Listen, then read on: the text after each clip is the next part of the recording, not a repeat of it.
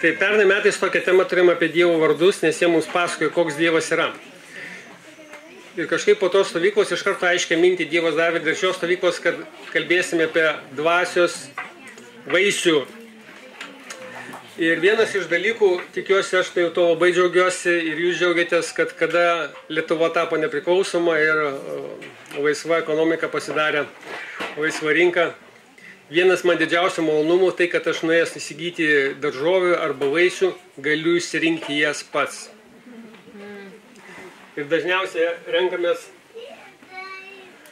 kokius vaisius.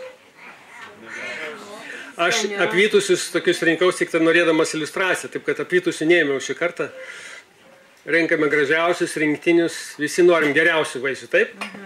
Visi norime už tą kainą, kurią mes sumokame, gauti, ką galime geriausio. Tai vat, šito principo laikosi ir Dievas. Jis irgi duoda žmonėms tai, kas geriausia ir tikisi žmonių gerų vaisių. Taip? Tiek Senajame, tiek Naujajame testamente rasite daugybę ištraukų, kuriuose gyvenimas, žmogaus veikla, tai, kai jis veikia čia žemėje, lyginama vat, su sodininkystė, daržininkystė, kalbam apie vaisius.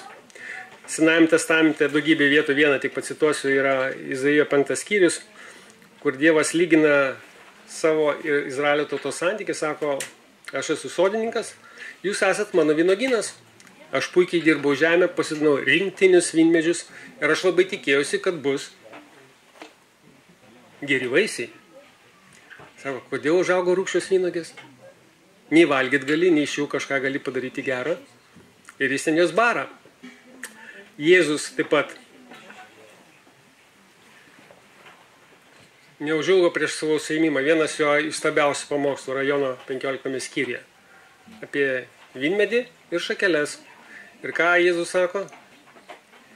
Ne jūs mane išsirinkote, aš jūs išsirinkau ir paskyriau, kad eitumėte, neštumėte vaisių ir tie vaisiai išliktų per visą amžinybę. Sveikas, Stasi, labai malonu tave matyti. Gaukam. Tai va, Dievas tikisi iš mūsų gyvenimo vaisių. Ir žiūrėkit, kokį vaisių jis tikisi. Jis tikisi vaisių, kurie bus vertingi, net po to, kai mes užbaigsime žemišką gyvenimą. Kurie bus amžinai vertingi. Štai kokio vaisius iš mūsų tikisi Dievas. Šventam rašte, Naujajame testamente, kada Jėzus ir apaštalai kalba apie įvairius tos vaisingumo aspektus, kas galėtų būti tas vaisius, tai romiečiams 6 skyriuje Paulius sako, kad mūsų tikinčių žmonių pasikeitęs gyvenimas, šventas gyvenimas, šventam rašte sakomas, yra vienas iš vaisių. Pasiekmių tai, kad mes atradome, tikėdami Jėzų Kristų, tą gyvą santykį su Dievu. Kad per mus kiti žmonės sužino apie Jėzų ir įtiki juo, taip pat yra vaisius ir apie tai Paulius kalba romiečiams 1:13. Įvairūs geri darbai, kuriuos mes padarome iš meilės Dievui ir iš meilės savo artimui, Kolosiečiams 1:13, sako irgi 1:10, yra geri darbai. Dosnumas, kada mes dalinamės vienas su kitu tuo, ką mes uždirbame, ką mes turime, irgi sako, yra Dievo vaisius, kuris patinka Dievui. Ką tik mes giedojom giesmės ir Hebrajams laiške, už kurią mums skaitė brolis Arnas, 13 skyriui 15 eilutėje sako, per Jėzų visada aukokite Dievui šlovinimo auką, tai yra jo vardą garbinančių lūpų vaisių. Ir tai, kad mes garbinam, mes atnešam vaisių Dievui, kuris jį labai džiugina ir kuris yra geras vaisius. Ir ištrauka, į kurią mes remsime šitos mūsų savaitės buvimo stovykloje metu, yra Galatams 5 skyrius. Mes kartu dabar perskaitysim tą ištrauką nuo 13 iki 26 eilutės. Ir čia kalba apie dvasios vaisių. Tai yra pasikeitusi tikinčių Jėzumi Kristumi charakterį, kurio pasikeitimo Dievas labai trokšta. Taip, kad kas turite Bibliją arba išmanų įrenginį, galite kartu su manim žvelgti šitą ištrauką. Tai bus Galatams 5 skyrius. Nuo 13 iki 26 eilutės skaitysim.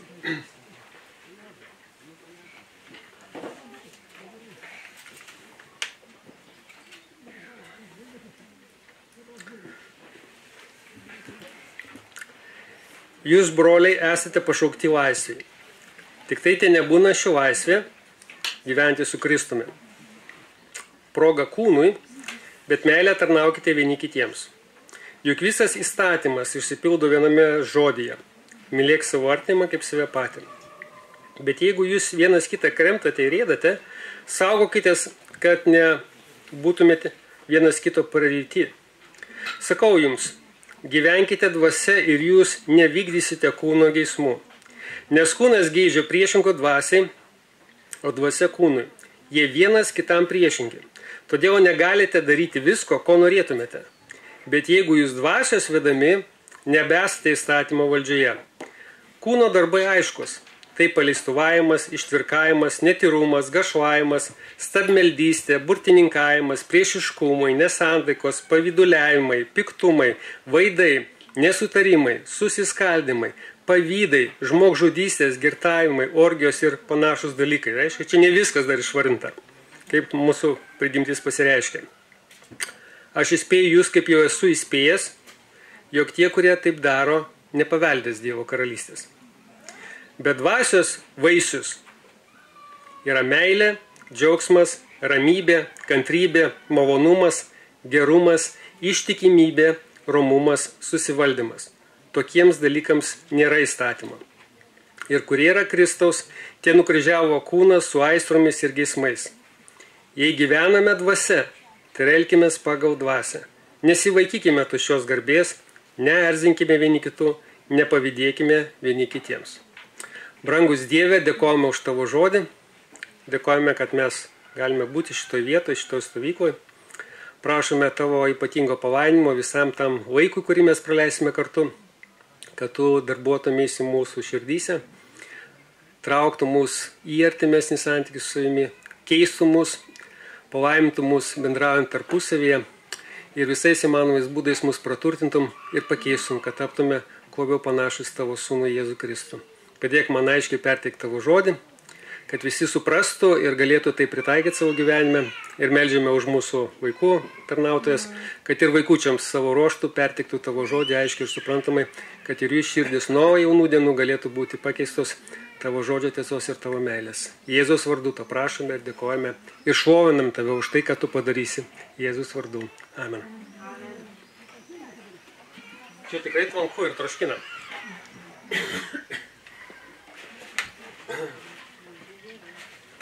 Tai dabar trumpai apžvelgsiu, kokiam kontekste apie tai kalba Paulius ir kodėl jis kalba apie šitą dvasios vaisių. Laiškas Galatams yra viena,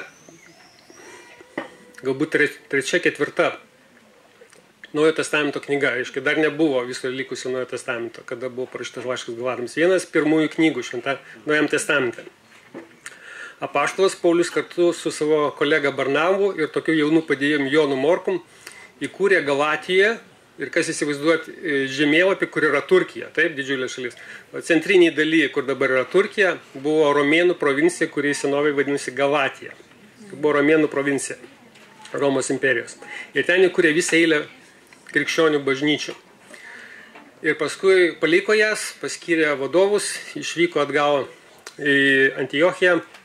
Ir po kurio laiko vėl grįžo. Bet būdamas išvykęs sužinojo, kad atėjo kitokių mokymų, kurie skelbė šiek tiek kitokią krikščionybę, kad to, kas Kristus padarė ant kryžiaus, nepakanka. Kad tie, kurie įtikėjo Jėzų Kristų, dabar turi laikytis visų Senojo testamento įsakymų, jeigu nori būti išgelbėti. Ir tuos jaunus krikščionis tiesiog sujaukė. Ir jie pradėjo ne taip gyventi ir ne taip tikėti, kaip iš pradžių juos išmokė Paulius. Todėl Galatams pirmam skyriui viena baisiausių ištraukų yra Šventajame rašte, kur Paulius sako, jeigu skelbia kitokią evangeliją, negu aš jums paskelbiau, ar jis būtų žmogus, ar jis būtų angelas, tai būna jis prakeiktas. Nes kitos evangelijos nėra. Sako, yra tik jūs žmonės, kurie nori jūs suklaidinti. Ir kadangi jie pradėjo kitaip tikėti ir nuo to pradinio mokymo, kurį Paulius jiems perteikė, pasuko kitą linkme, tarp jų pradėjo kilti ne tik susimaišymai ginčiai, bet net ir vadai. Todėl šitos ištraukos, pirmos 3 eilutės, 13-16 sako, jūs esat pašaukti laisviai. Laisviai tai reiškia mylėti ir su meile tarnauti vienas kitam. Sako, kažkodėl jūs tarpusavį ėdatės, lyg laukiniai žvėrys pjautusi. Kas su jumis atsitiko? Ar jūs nepastebite, kad jūs pradėjote kitaip tikėti ir jūsų tarpusavio santykiai pasikeitė? Ir noriu papasakoti, sako, kas pasikeitė. Nes Kristus išlaisvino mus iš tokio saviapgauliško troškimo ir mąstymo, kad mes patys savo jėgom galim viską padaryti, kaip sako Dievas savo žodėje, ir būti teisūs prieš Dievą dėl savo asmeninių pastangų. Ir todėl jie skrupulingai laikėsi Dievo žodžio tam tikrų dalykų ir galvojo, kad dėl to laikymosi, kad aš taip tiksliai vykdau Dievo žodį, aš būsiu teisus prieš Dievą. Tiesa tokia, kurią aiškiai labai atskleidžia Naujasis Testamentas, kad nei vienas žmogus nepajėgus išlaikyti visų Dievo įsakymų. Senajame testamente žydų tyrinėtojai priskaičiavo 613 įstatymų. Ta daryk, to nedaryk, tą daryk, to nedaryk. Nei vienas nepajėgus tai išlaikyti. Ir todėl reikėjo, kad ateitų Dievas savo sūnaus asmenyje įsikūnės per mergelę Mariją, kad už tos visus mūsų nesugebėjimus padaryti sumokėtų ant kryžiaus Dievui priimtiną kainą. Nes niekas savo pastangom negali būti toks šventas, toks tyras, toks teisingas, toks doras pats iš savęs. Ir būtent tie klaidingi mokytojai apgavo, kad Kristaus neužtenka, ką jis padarė ant kryžiaus. Jums reikia vėl grįžti prie tos senos mąstysenos ir bandyti įsiteikti Dievui savo paklusnumu, savo gerais darbais. Ir Paulius šitą aiškiai sako, tai yra vergovė. Tai yra neteisingas mąstymas, kuris veda jūs į neteisingą destruktyvų elgesį. Ir jūs nepriartėjate prie Dievo, sako priešingai, jūs atsitraukėte nuo Dievo, išpuolate iš tos malonės padėties, kurioje jūs atsistojate per atgailą ir tikėjimą Jėzumi Kristumi. Ir todėl nenuostabu, kad jūs pradėjote vienas kitą ėsti, vaidytis tarpusavį ir tos Kristaus meilės jūsų tarpe nesimato. Ir tada jis jau eina į detalės, sako, noriu paaiškinti, kaip vyksta viskas. Kol mes nepažinome Dievo, kol gyvenome be Dievo, nors galėjom būti vieni religingi, kiti nebuvome religingi, visai buvo. Bet be Dievo, be santykio su Dievu per Jėzų Kristų, kas dominavo mūsų gyvenime? Paulius tai vadina kūnu, taip? Ir čia noriu paaiškinti, nes lietuvių kalboje mes turim tik tai vieną žodį, kuris išreiškia šitą kūnas, taip? Anglų kalboje, rusų kalboje, graikų senoviniai kalboje, kurios originalas yra Naujasis Testamentas, šitą kalbą parašytas. Jie turi skirtingus žodžius. Fizinį kūną ir mes lietuviškai vadinam kūniškumas arba nuodėminga prigimtis, kur yra šitame kūne. Taip, kada iš čia kalba kūnas, kūnas, kūnas, jis nekalba apie fizinį kūną, bet kalba apie tą nuodėmingą prigimtį, kur yra mumise nuo pat mūsų protėvių Adomo ir Ievos, kurie nupuolė, nusidėjo. Ir ta nuodėminga prigimtis tai toks vidinis įgimtas polinkis daryti piktą, daryti tai, ką Dievas smerkia, kas yra neteisų prieš Dievą. Ir tai yra mumyse. Kol nepažinome Kristaus, kol netikėjome juo, ta prigimtis dominavo. Gal ne pas visus vienodai.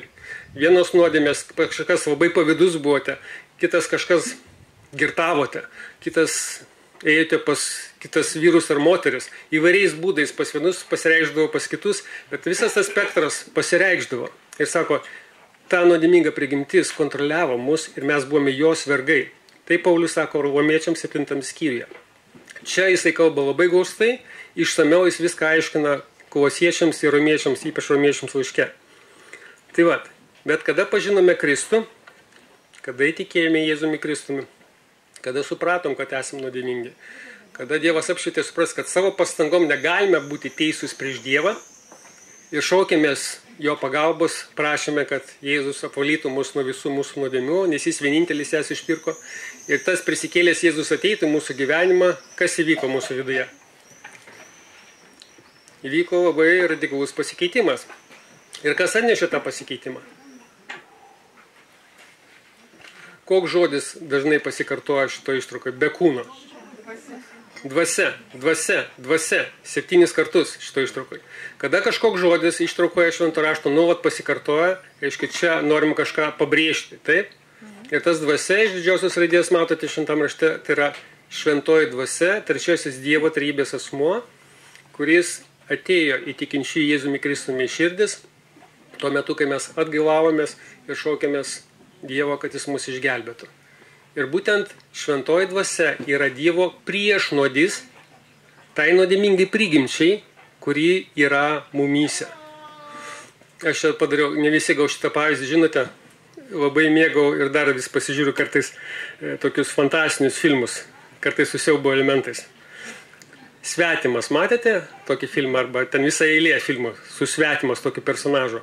Tai pabaisa iš kitos planetos, kurią žmonės susidūrė ir jinai pradėjo žmonės naikinti. Nepasuotinama, nesustabdoma, vienintelis būdas, ką galima jį padaryti, ją reikia nužudyti arba surišti taip, kad jinai negalėtų nieko daryti. Tai ten kai kuriuose filmuose buvo, kad ją surištą laikė ir tada kažkaip tai nuo jos apsisaugodavo. Tai žmogaus ta nuodėminga prigimtis panašu į tą svetimą mumį su juo, kad mes daugiau jai nebevargautume. Tai rašoma Romiečiams 6 skyriui, 6 eilutėje. Bet vertimuose dažniausiai sakoma, kad jinai buvo sunaikinta. Tai čia neteisingas ir negeras vertimas, kuris ne vieną gali suklaidinti. Jinai buvo nukryžiuota arba padaryta tokia neveiksni, ta žodis tikriausiai galėtų reikšti. Bet vieną labai svarbų dalyką supratau. Matė tikriausiai filmus arba scenas nukryžiuoto žmogaus, taip? Ar nukryžiuotas žmogus numiršta iš karto? Tai mirties bausmės forma, bet nukryžiuotas dar nėra numiręs. Ir šventas raštas sako, mūsų nuodėminga prigimtis su Kristumi ten buvo nukryžiuota, bet jinai nėra numirusi. Jinai gali reikštis. Ją galima aktyvuoti. Jeigu tą, kuris nukryžiuotas, dar mes sultinukų vandenėlių maitintume, prakaitą nušuostytume, žaizdas dar apibintuotume ir pateptume. Jis ilgiau tenais kabėtų, taip? Todėl tam, kad greičiau mirtų, kada Jėzus ištroško, ką jam davė atsigerti? Acto, kad dar labiau kentėtų ir greičiau nusibaigtų. Sako, va taip reikia daryti su nuodėminga prigimtim. Jai reikia neduoti maitinimo, jeigu norim, kad jinai būtų numirusi. O mes ją dažnai pašeriame. Ir jinai atgyja ir gali net vėl mūsų užvaldyti kai kuriuose srityse. Tai čia labai įdomi tema, aš neįsiplėsiu, nes turiu tik įvadą šiandien padaryti. Gerai, taip kad dvasia mumyse yra priešnodis, priešinga jėga, kuri mums duota pats Dievas mumyse, šventoji dvasia, kad mes daugiau nebevergautume savo nuodėmingams geismams. Pergalė prieš nuodėmę, kokia jinai bebūtų tavo gyvenime, kiek jinai bebūtų tave varginusi, su Kristumi yra įmanoma. Kai kuriems Dievas padaro stebuklą, štai taip išlaisvina iš kažkokių nuodėmingų įpročių. Mano amžinatilsį tėvelį nuo alkoholizmo taip. Jie nebenori žmogus gerti, negali paaiškinti, kas atsitiko. Turiu pinigų, nenoriu gerti. Tai stebuklas. Nedaugam taip atsitinka. Daugelis turi kovoti ir nueiti netrumpą laiko kelią, kad nuo kažkurių žalingų savo įpročių išsilaisvinti, bet visą tai su šventosios dvasios pagalba. Tai ką toliau sako šitą ištrauką? Dievas norėtų, kad tos Kristaus pergalės šventai dvasiai įtakojant mūsų gyvenimus, mūsų gyvenime būtų daugiau negu tų kūno darbų arba nuodėmingos prigimties darbų, kurios tas labai negražus sąrašas ir dar negautinis yra išvardintas. Ir todėl jisai sako, dvasios vaisius, apie kurį mes čia kalbėsime, yra kaip termometras. Tu gali labai realiai pasimatuoti savo dvasinę temperatūrą. Taip? Kada susirgat arba įtarėt, kad jau sirguliuojate, ką jūs darote? Kuo greičiau matuotės temperatūrą, išsiaiškinti, kiek tos yra, kad nuspręsti, kokio rimtumo susirgimas. Taip? Tai va, dvasios vaisius, tai ką mes čia kalbėsime šitas 5 dienas, yra temperatūros matuoklis. Kad tu galėtum pasižiūrėti, ne lygindamas save su kitu žmogum, bet į Kristų ir į šitą sąrašą ir pagalvoti, koks artimas mano santykis su Dievu yra. Ar tikrai aš einu Kristaus pažinimo keliu ir mano gyvenimas keičiasi į gerą. Ar aš sustojau kažkokiai vietą, arba net pradėjau regresuoti. Ir todėl visas tas gražus sąrašas. Tai kas yra tas dvasios vaisius? Aprašas visas 6. Ten irgi 9 dalykai, bet čia irgi negalutinis sąrašas, nes be šitų, kas išvardinta 9, yra dar daug gražių savybių, kurios irgi šventosios dvasios darbo mumise pasiekmė. Vietinį kabinėsiu. Dvasios vaisius yra Dievo charakteris, kuris nori matyti mumyse, nori įdiegti mumyse tam tikras savybės. Visas Dievo savybės, kurias mes skaitome šventam rašte, tiek Senajam, tiek Naujam testamente, galime padaryti tokias dvi didelės dalis. Vienas Dievo savybė yra tokios ypatingosios, unikaliosios. Visavaldis. Kas nusprendė, kad šiandien lys mums iš ryto? Dievas. Prognozijas gali prognozuoti ir tai gal ne visiškai tiksliai. Kur lys, kur trenks žaibas, kur atsitiks kažkoks dalykas, kaip juda mėnulis, kaip sukasi žemė, kontroliuoja ne žmogus ir ne kažkas kitas, o Dievas, jis yra visavaldis. Ar galite turėti tokią savybę? Yra krikščionių, kurie save apgaudinėja, kad jie tai turi. Nėra. Mes taip pat negalim būti visur esantis. Nei vienas mūsų nesame visą žinantis. Ir taip toliau. Taip, yra tokios savybės, kurios padaro Dievą Dievu, už mus pranašesnę būtybę. Bet yra visa kita grupė savybių ir jos yra dvasios vaisiai, kur mes galime matyti, kad tai yra, kaip mes sakytume, charakterio savybės. Taip, apie Dievą rašoma labai dažnai, kad Dievas yra gailestingas. Jums tai patinka? Kiekvieną kartą, kad nusidėjęs, aš galiu drąsiai ateiti pas Dievą, prašyti atleidimo, jis man pažadėjo iš anksto atleisti, nes jis yra gailestingas. Kad Dievas yra maloningas, mylintis, geras, kantrus, atlaidus ir taip toliau galima manyti. Tai yra tam tikros charakterio savybės, kurias Dievas mumyse, kurią esame sukurti pagal jo atvaizdą, nori matyti. Ir jeigu kažkurį trūksta, jis nori įdiegti, įskiepyti mums, kad jos mumyse atsirastų. Taigi, dvasios vaisius yra Dievo charakteris, kurį Dievas nori įdiegti į tikinčio žmogaus gyvenimą. Kaip mes skaitėme, nuolat pasikarto žodis dvasia. Tai yra dvasios vaisius. Ne tavo ir mano kūniškų pastangų vaisius, kaip ir tie krikščionys, kurie bandė, o mes viską išvykdysim patys savo jėgom. Galima susivaldyti, galima tam tikrą pažangą padaryti ir savo pastangom. Vieni didesnė, kiti mažesnė galim padaryti. Bet šito vaisiaus imitacijos padaryti neįmanoma. Tai yra autentiška. Tai daro šventoji dvasia. Ir kada pakeičia žmogaus gyvenimą šventoji dvasia, kiti labai realiai pastebi. Kai mano tėvelio gyvenimą Dievas pakeitė, aš gyvenu daugiabučiame name, kur kitoj laiptinėje gyvena buvęs jo kolega, su kuriuo jie gėrė juodai. Jis matydavo mano tėtį, jis verkdavo. Aš jį sutikdavau, jis man spaudžia ranką ir verkė. Sako, sako tavo tėtis. Sakau, Jonai, čia ne mano tėtis, čia Jėzus palietė mano tėtį. Tai padarė Jėzus, čia jo nuopelnas. Kiti pastebi tą vaisių, taip, kad tai yra ne žmogaus pastangų, o šventosios dvasios darbas. Ir taip pat vaisius dažnai nurodo, kad yra pasekmė. Vaisius tai yra šventosios dvasios darbo pasekmė mūsų gyvenime. Ir tame tarpe reikia ir mūsų dalyvavimo atliepio, taip, atsiliepimo tai, kad Dievas daro, ir apie tai daugiau kalbėsime toliau. Bet iš tikrųjų tas, kuris viską daro, yra viešpats šventoji dvasia. Ir kaip jau sakiau, originalo kalboje ir kai kuriuose jau lietuviškose burbulio vertimą pataisė šitą dalyką vaisius. Jeigu aš jį perpiešiu, pamatytumėte, kad kiekvienam citrusiniam vaisiui yra daugybė skiltelių, kartais 9, kartais ir daugiau būna, bet vaisius yra vienas. Tai va čia labai gali yra iliustracija, kad visos tos savybės pasireiškia kartu. Galbūt viena savybė pasireiškia tavyje aktyviau, kita ne taip aktyviai, bet jeigu tai dvasios darbas, vyksta visas charakterio pasikeitimas, tik tai galbūt kai kurios dalys ryškiau matosi. Kiti gal tai palygina su puokšte, taip kaip skirtingos gražios gėlės sukomponuotos į gražią puokštę. Taip kad tai toks išplėstinis darbas, kuris apima įvairias mūsų charakterio sritis. Netikintis dievų žmogus, net gimęs iš šventosios dvasios žmogus, gali išorėje parodyti tam tikras, atrodo panašias savybės. Tai, pavyzdžiui, gali būti labai malonus, susivaldantis, grįžta namo ir tada pasimato iš tikrųjų, koks jis yra. Taip, kad net netikinčiam žmoguje gali reikštis daugiau ir mažiau tam tikros savybės, viena kita, bet ne visas kartu vienu metu. Ir čia yra išskirtinumas, kad tai yra dvasios vaisius tikinčiojo žmogaus gyvenime. Ir dar vienas dalykas. Ar vaisius greitai užauga?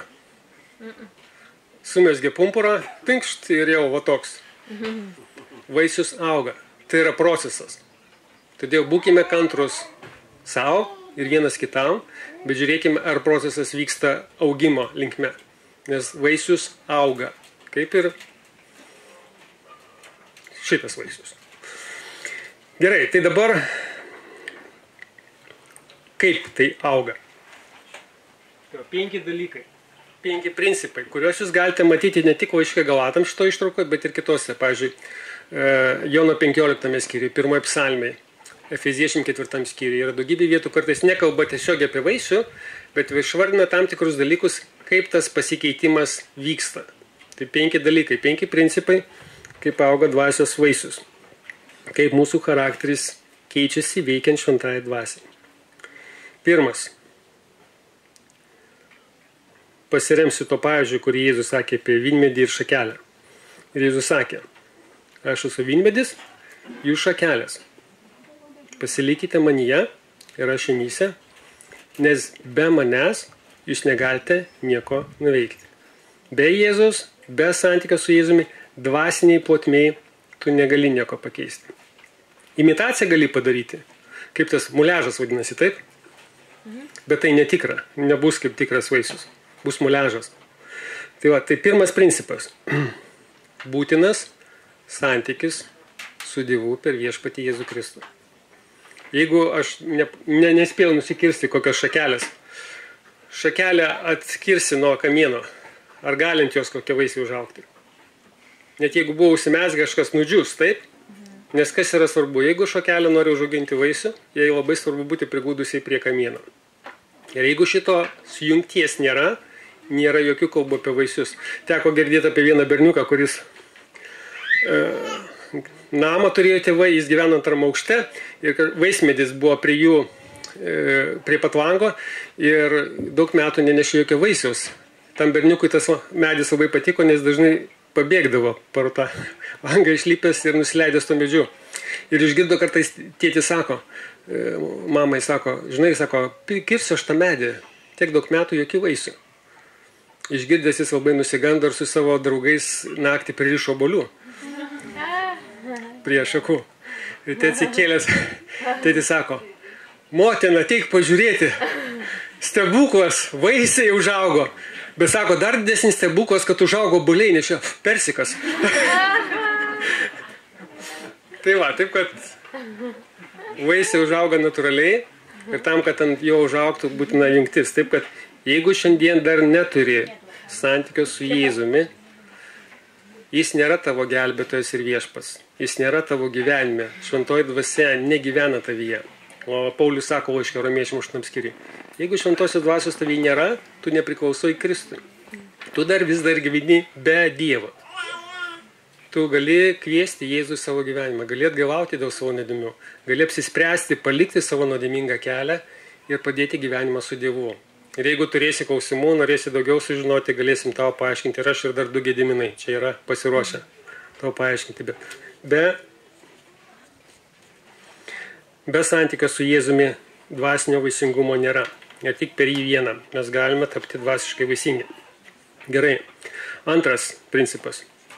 Ta patį, ką toj eilutė, kurią aš citavau iš Jono 15 skyriaus, sakė Jėzus. Jis jau tikintiems apaštalams sakė, pasilikite manyje. Jūs jau sakot, esate apvalyti dėl žodžio, kurį girdėjote ir kuriuo patikėjote. Jis sako, pasilikite manyje. 11 kartų 1.15 Jono Evangelijos skyriaus dalyje Jėzus kartoja, jeigu nepasiliksite, tapsite sausos šakelės. Pasilikite. Ir tai nurodo į labai paprastą principą. Aš turiu nuolat palaikyti artimą santykį su Dievu. Ir todėl įsireiškimas gyvenkite dvasia, kur mes skaitėm Galatams 5.16. Iš tikrųjų, originalus žodis yra vaikščiokite su dvasia. Susituokia čia daug jaunų gražių porų ir vyresnių porų. Ar vaikščiote susikabinę už rankų? Aš kada einu pasivaikščioti su šeima, man labai patinka. Pagyvenusios poros eina susikabinusios su ranku. Ir man tai iš karto akivaizdus įrodymas, taip, kad jie vis dar myli vienas kitą. Ne tik gyvena kartu. Ir taip Dievas nori, sako, vaikščiokite su dvasia. Vaikščiokite tam nuolatiniam artimam santykiui. Skirkite laiko kiekvieną dieną, todėl aš viliuosi, kad jūs rasite laiko ne tik pramogoms, pasimaudymui, pasportavimui, pabendravimui, bet pirmiausia bendrausite su Dievu ir rasite asmenį laiką pasimelsti, paskaityti šventąjį raštą, išpažinti nuodėmės ten, kur šventoji dvasia parodys jums, kad reikia kažką keisti ir pasilgėti netinkamai. To labai reikia, kad tas tiesyba iš Kristaus per šventąją dvasią galėtų ateiti į mūsų gyvenimą. Ir tai reikia daryti kasdien. Taip, kad gyventi dvasia būtent yra tas pats, ką Jono Evangelijos skaitome, pasilikite manyje. Arba kitas, Efeziečių laiške 5:18, sako, būkite pilni dvasios. Jau kalba apie tą patį. Leiskite šventai dvasiai kontroliuoti savo gyvenimą. Būkit nuolat priklausomi nuo šventosios dvasios.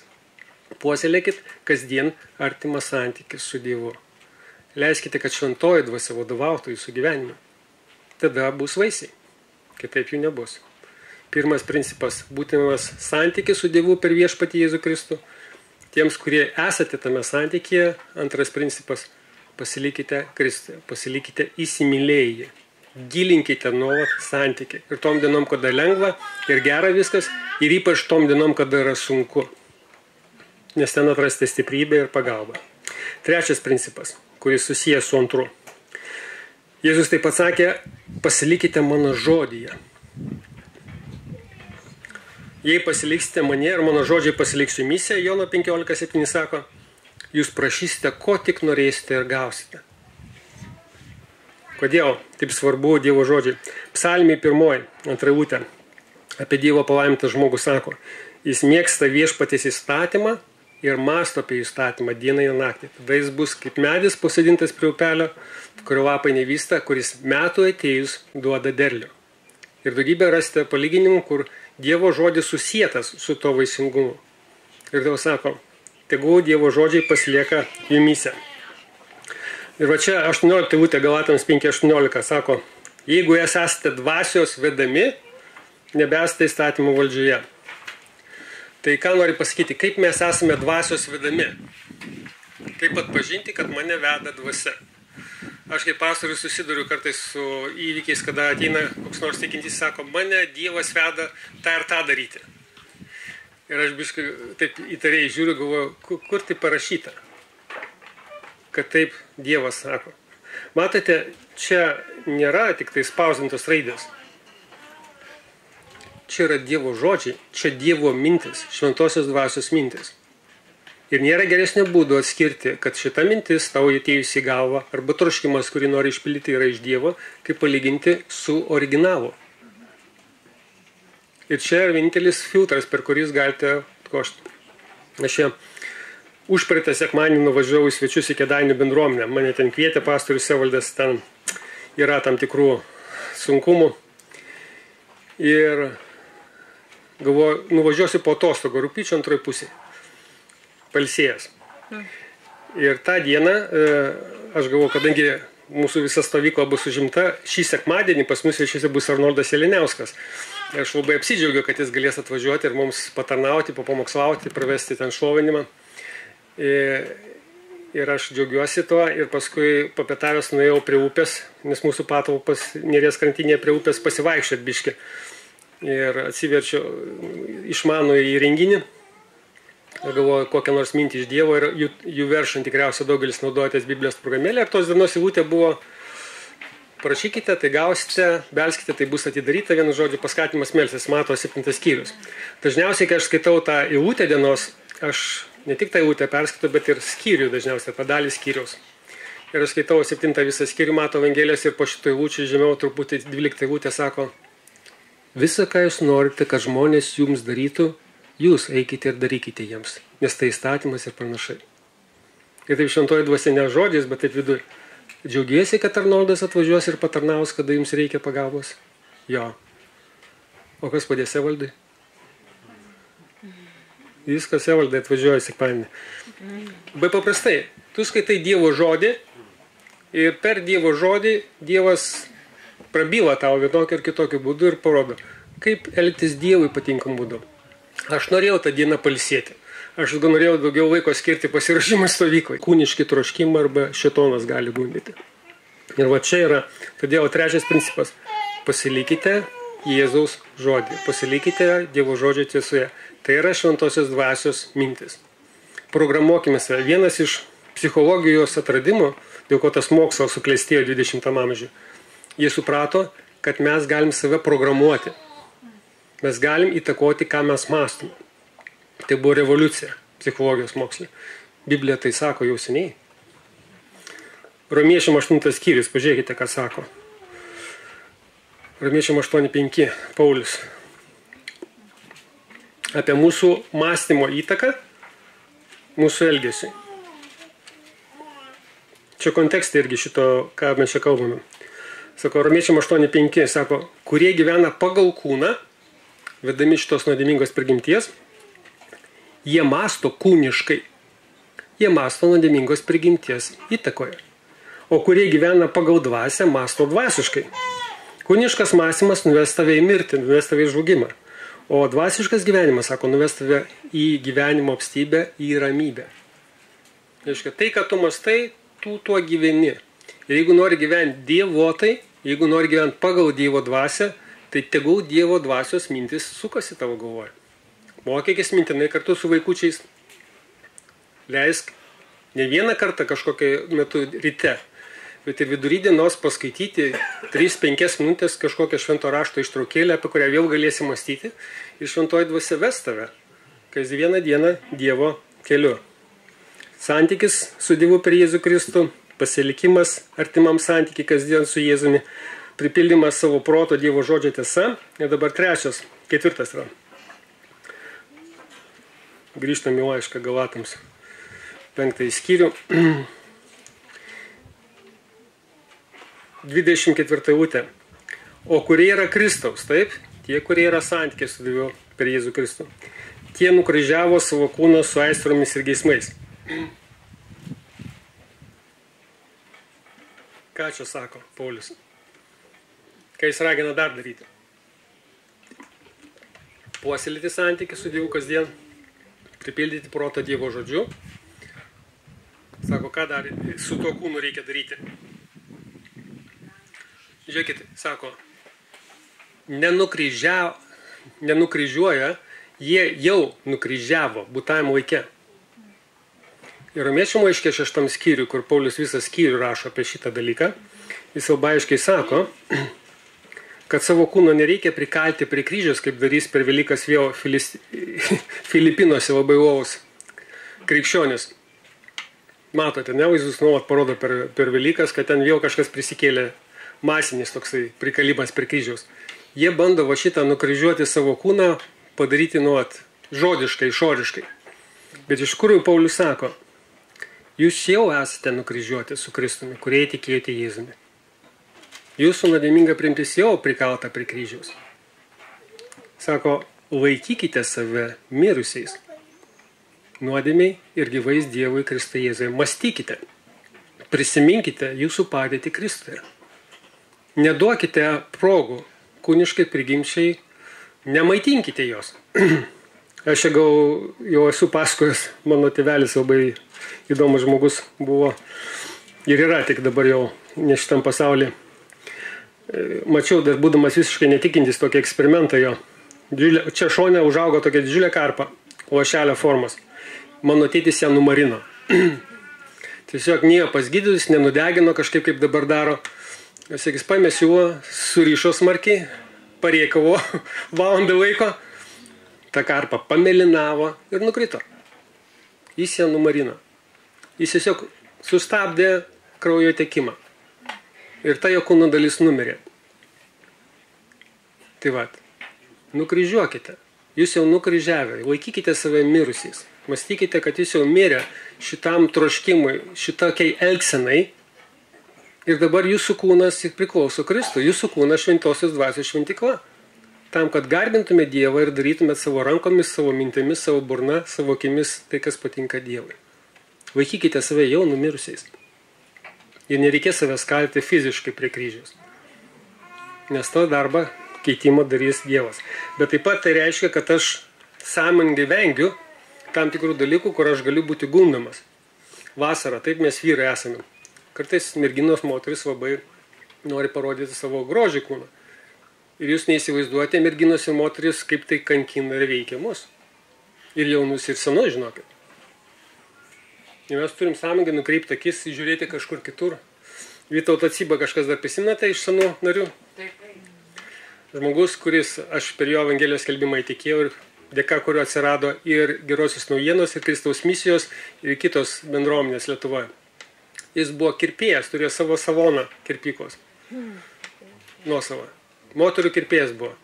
Sako, kol buvau netikintis, viskas gerai. O sako, paskui turiu kirpti, va taip va. Ir paskui jis tą versą pardavė, nes jau nebegalėjo suderinti. Tai va, todėl turime saugoti save ir turime saugoti vienas kitą ir rengtis tinkamai.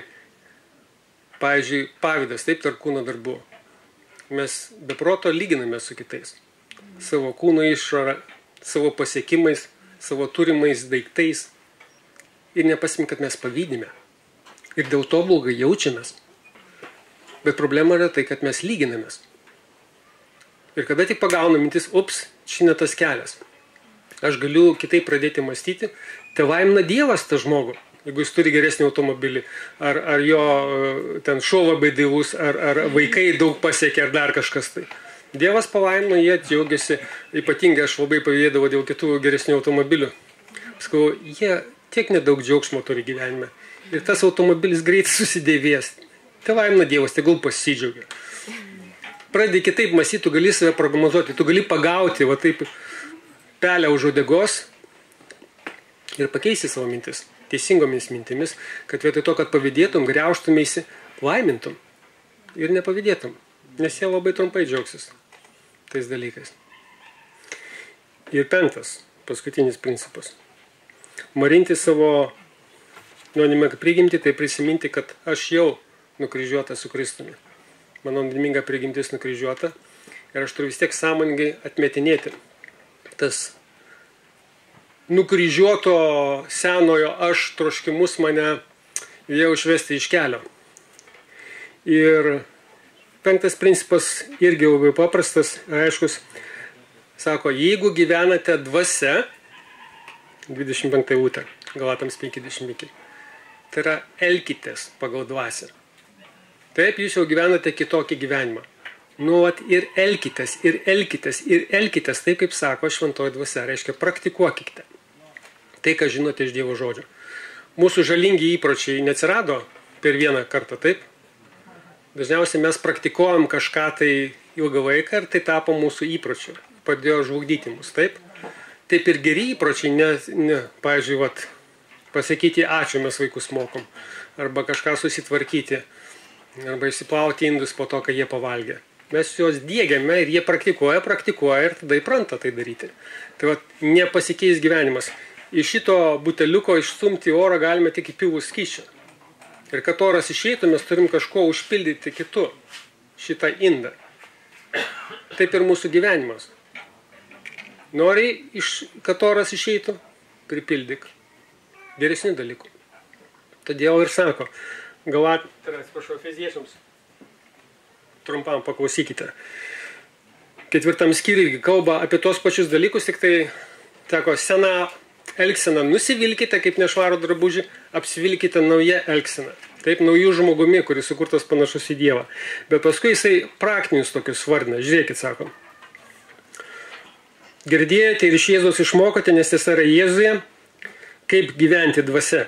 Kad privalu atsižadėti kūno darbų, senojo žmogaus ankstesnio gyvenimo būdo, marinti jį, nes išžlugdo mus apgaulingais geismais, atsinaujinti savo proto dvasioje, nuolat laikyti Dievo žodį savo prote ir apsirengti naujų žmogumi, kuris sukurtas pagal Dievo teisumo ir tiesos šventume. Tai reiškia praktikuoti tuos dalykus, kuriuos mus ragina praktikuoti šventoji dvasia. Ir ten jis vardina įseilę.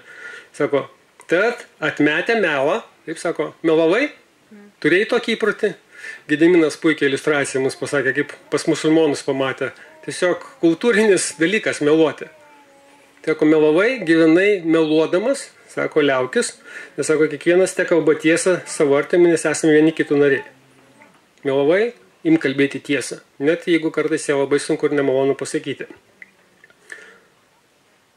Rūstaudavai ir nusidėdavai, tai sako, Dievo žodis sako, rūstaukite ir nenusidėkite.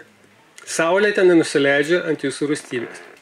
Tai bus apie susivaldymą truputį, apie kantrybę. Viena iš temų. Neduokite vietos velniui.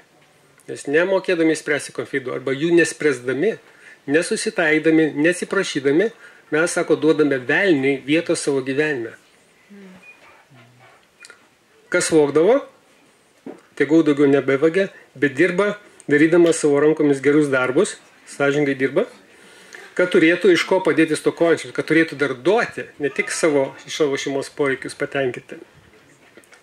Joks bjaurus žodis ten neišeina iš jūsų lūpų, jeigu jie išeidavo, bet tik tai, kas gera, kas tinka ugdymus, teikia malonę klausytojams. Neliūdinkite šventosios dvasios, kurias tai užanspauduoti atpirkimo dienai.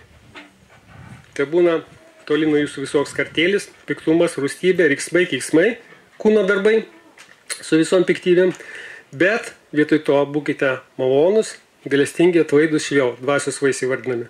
Vieni kitiems, kaip ir Dievas Kristuje atleido jums. Ir čia va paskutinis dalykas. Dievas iš tavęs nereikalavo nieko, ko jisai nenorėtų padaryti tau. Sako, būkite atlaidūs todėl, kad jūs patys patirite Dievo atleidimą. Būkite maloningi ir gailestingi kitiems, nes patys nuolat patirite Dievo maloningumą ir kantrumą. Būkite panašus į savo Dievą. Ir tada žmonės matys, kad jūs tikrai esate tikri krikščionys. Nes mes nešime vaisių ir tas vaisius trauks kitus prie Dievo.